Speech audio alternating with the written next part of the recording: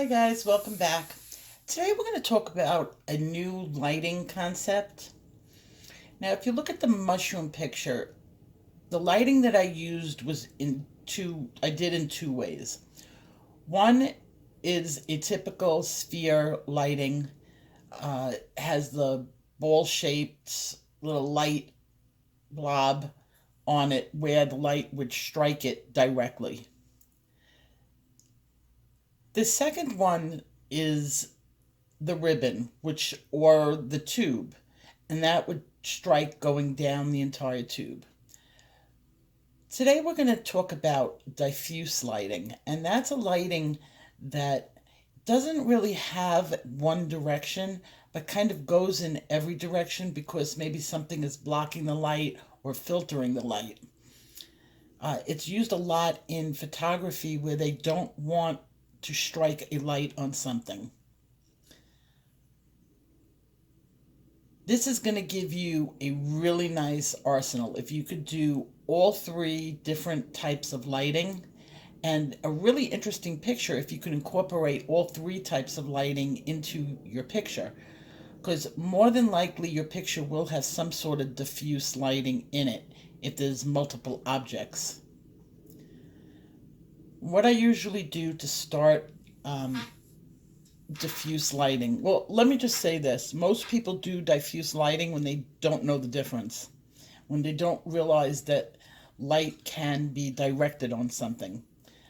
So I'm going to block in with my lightest color different little areas of where the light might strike. Basically, this holds the area open, and that's why I like to start with my highlights first before I get into my shading. It's just holding things open. Now I can come in with other pencils and add in some of the darker colors. In this case, I'm using the greens. This is about a 1.5 2-inch area, and you're going to see it's going to take me a long time just to develop this small area. But once it's really developed and you concentrate just on the small little area, you'll see that using diffuse lighting really does magic for the picture. When I'm done with this, I'm going to develop the lollipops, because those are rounded tubes and they always come out good. So then they're quick. So enjoy the rest of this video. If you have any questions, please leave a comment for me or send me an email.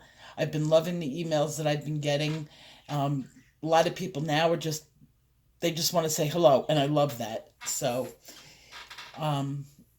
I think this is lime peel that I'm using in here. If you're curious, I've used a combination of lime peel, sage green, sienna, grass green, and chocolate.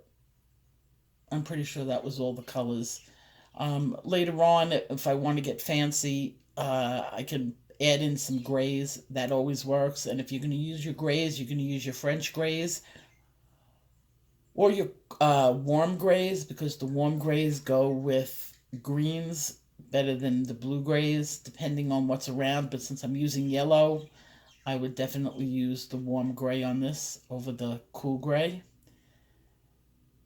So I'm going to put on the music and let me know if you have any questions. I've already seen the end result, and this comes out pretty cool looking too. So I'll see you later. Bye-bye.